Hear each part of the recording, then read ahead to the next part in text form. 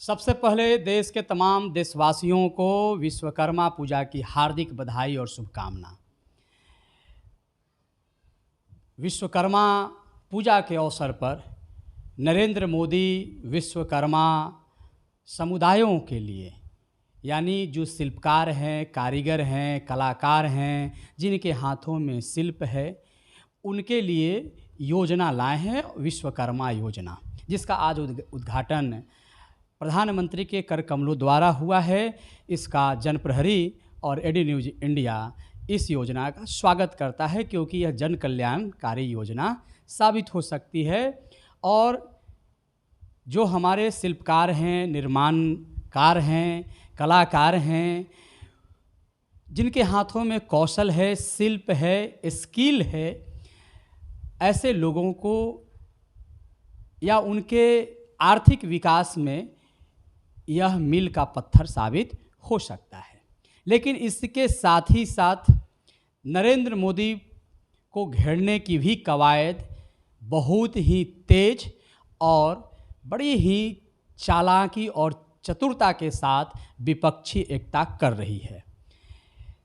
कल बिहार में गृह मंत्री अमित शाह आए थे।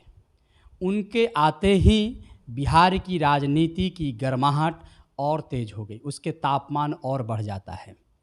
नीतीश कुमार के संबंध में चर्चाएं चल रही है कि नीतीश कुमार एक बार फिर भाजपा के साथ जा सकते हैं, कमल का दामन थाम सकते हैं, या फिर इन्हीं चाचा के साथ भतीजा के साथ, यानी अपने बड़े भाई लालू प्रसाद जी के छत्र छाया में, उनके मार्गदर्शन में रहकर नरेंद्र मोदी को घेर सकते हैं।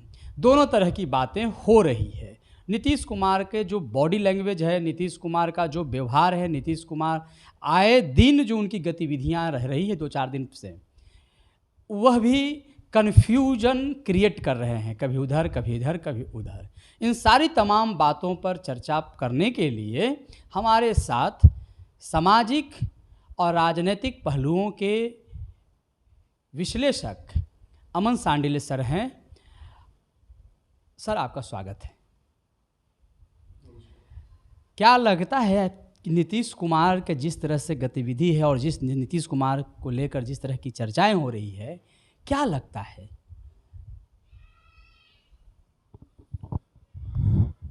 कौशिक जी, सबसे पहले तो मैं अपने सभी श्रोताओं और दर्शकों को तथा सभी देशवासियों को विश्वकर्मा पूजा की बहुत सारी शुभकामनाएं मेरी तरफ से। जैसा कि आपने कहा, नीतीश कुमार जी को लेकर के कल अमित शाह जी का दौरा भी था बिहार में। एक चीज़ थोड़ा वॉच कीजिए, पहले भी जो हम लोगों ने वीडियो बनाया था उसमें कुछ इन मुद्दों पर हम लोगों ने बातचीत की थी। जैसे नीतीश जी का बेंगलुरु के बैठक से वापस आ जाना, पटना प्रेस कॉन्फ्रेंस में भाग नहीं लेना इंडी अलायंस को लेकर के।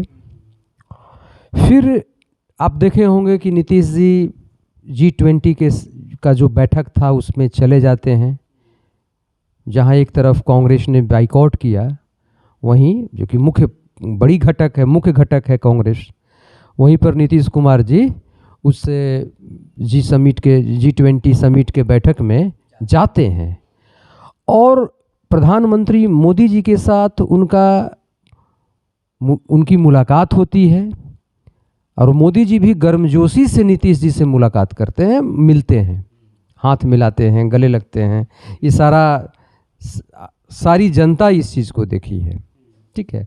इसको लेकर के मीडिया में कई तरह के कयास लगाए जाने लगे कि क्या नीतीश कुमार जी पलटी मारेंगे, क्या फिर एनडीए का पार्ट बनेंगे। ये बहुत सारी बातें हैं। एक आपको मैं बताना चाह रहा हूँ कि 3000 से लेके 4000 करोड़ के बीच बिहार सरकार का कुछ पैसा, बिहार के हिस्से का, केंद्र के पास अटका हुआ था और नीतीश जी बहुत दिनों से छटपटा रहे थे उसको मिल जाए। मोदी जी से मुलाकात होती है, एक गुप्त बैठक होती है। क्या बातचीत होती है, ना हम जानते हैं ना आप जानते हैं। और उसके बाद वो पैसा रिलीज हो जाता है, बिहार सरकार को वो पैसा मिल जाता है। अब आगे देखिए कि नीतीश कुमार जी पटना लौट करके आते हैं। इसी बीच लौटने आने के बाद दिल्ली में इंडी अलायंस का कोऑर्डिनेशन कमेटी की बैठक होती है, जिसमें 14 पार्टियां हैं कोऑर्डिनेशन कमेटी में। उन 14 पार्टियों में जदयू भी है, ममता बनर्जी की टीएमसी भी है, सीपीआई भी है। लेकिन उस कोऑर्डिनेशन कमेटी की बैठक में जदयू की तरफ से ललन सिंह हैं उसके मेंबर, और ललन सिंह अपने स्वास्थ्य का हवाला दे करके नहीं जाते हैं। ममता बनर्जी की तरफ से भी कोई नहीं गया और सीपीआई की तरफ से भी कोई नहीं गया। खैर उन दोनों पर हम बात नहीं करेंगे। अब ललन सिंह जी कहते हैं कि मेरा स्वास्थ्य इतना खराब है कि मैं जा नहीं सकता, नहीं जाते हैं। लेकिन अगले दिन जदयू के प्रखंड अध्यक्षों की, जिला अध्यक्षों की बैठक होती है और उस बैठक में ललन सिंह बिल्कुल तरोताज़ा रहते हैं, बैठक को अटेंड करते हैं, सबको संबोधित करते हैं। कहीं से पता नहीं चलता है कि वो बीमार हैं। इस पर भी कई तरह के कयास लगाए जा रहे हैं। सूत्रों का कहना है कि प्रधानमंत्री मोदी जी और नीतीश कुमार जी के बीच लगभग डील फाइनल हो चुका था कि नीतीश कुमार जी की घर वापसी होगी। ये मैं ऑथेंटिक बात बता रहा हूं, बनावटी बात नहीं है। लेकिन दो व्यक्ति इसका विरोध करते हैं भारतीय जनता पार्टी के। एक गृह मंत्री अमित शाह और दूसरा बिहार के भाजपा के प्रदेश अध्यक्ष सम्राट चौधरी। इन लोगों का कहना था, खास करके सम्राट चौधरी जी का कहना था कि नीतीश कुमार जी को लेकर के जनता के बीच में जो परसेप्शन है वो बहुत खराब है। अगर दोबारा नीतीश कुमार जी की एनडीए में वापसी होती है तो फिर बीजेपी या एनडीए 2025 का चुनाव हार जाएगी। उस सारा उसका बेनिफिट जो है वो आरजेडी के पास चला जाएगा।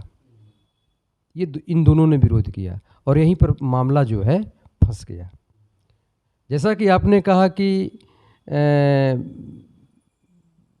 दर्शकों को शायद आप बताए हैं कि प्रेस कॉन्फ्रेंस जो हुआ था जदयू का, और उसमें नहीं, तो आप लोगों को बता देते हैं कि जदयू का प्रेस कॉन्फ्रेंस हुआ अमित शाह जी के दौरा के बाद, और उस प्रेस कॉन्फ्रेंस में जदयू के प्रवक्ताओं ने, नेताओं ने अमित शाह जी के बारे में बहुत कठोर शब्दों का उन लोगों ने कठोर शब्द यूज किए, कठोर शब्दों का प्रयोग किया गया, बहुत तरह की बातें कही गई।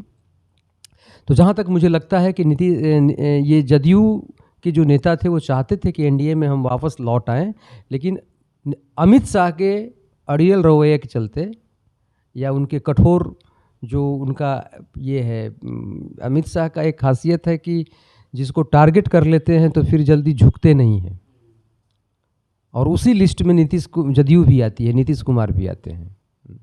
अमित शाह जो हैं, गृह मंत्री अमित शाह कई बार इंटरव्यू में कह चुके हैं कि नीतीश बाबू के लिए भारतीय जनता पार्टी यानी एनडीए का दरवाज़ा हमेशा के लिए बंद कर दिया गया है।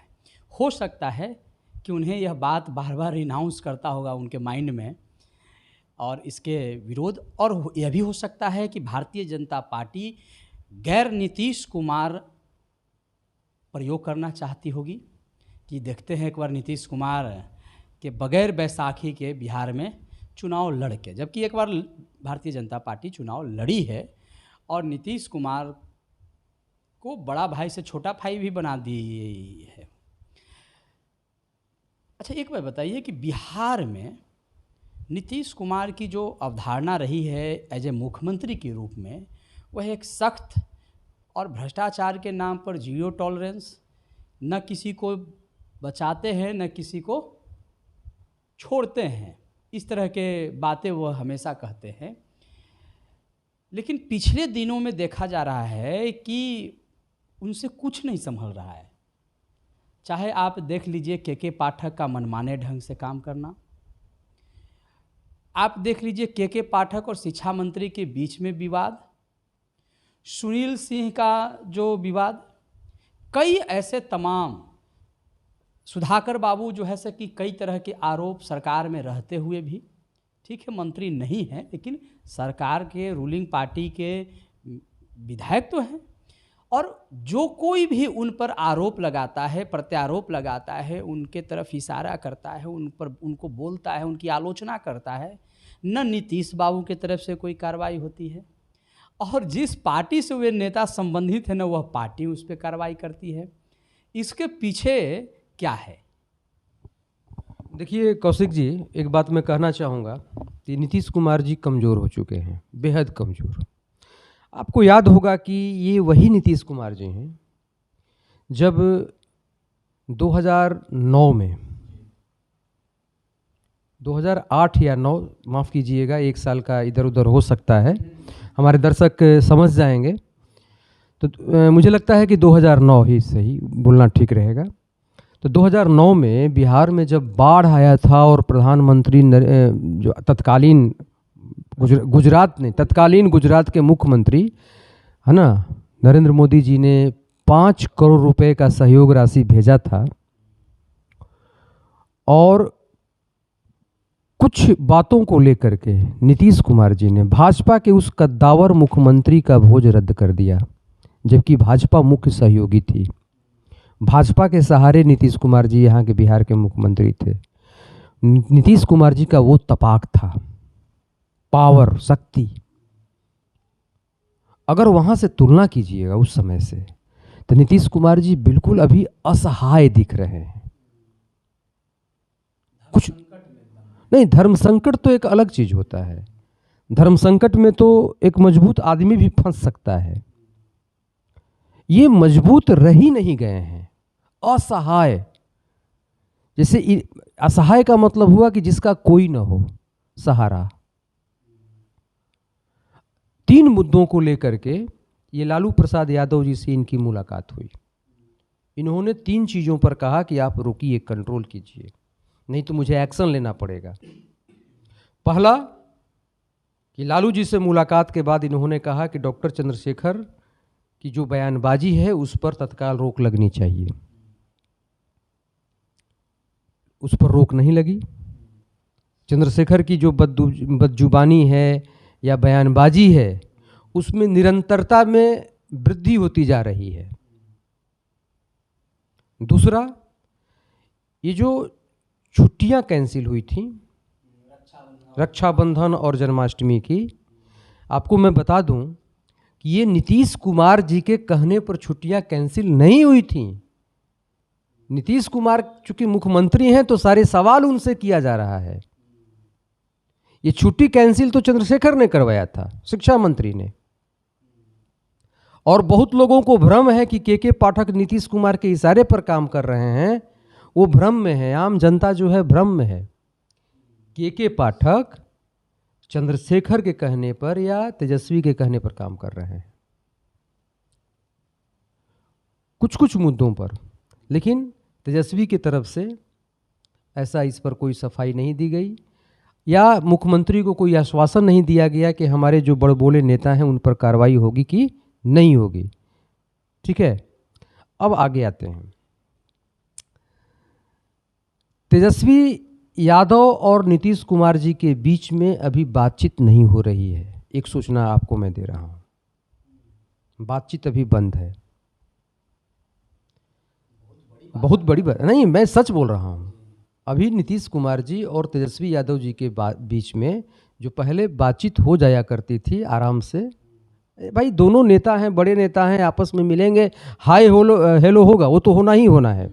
लेकिन किसी मुद्दे पर गंभीरता से विचार जो करने का एक रिश्ता होता है कि आओ भाई हम दोनों मिल बैठ करके इस पर बातचीत करते हैं, उस तरह के सामान्य रिश्ते नहीं हैं।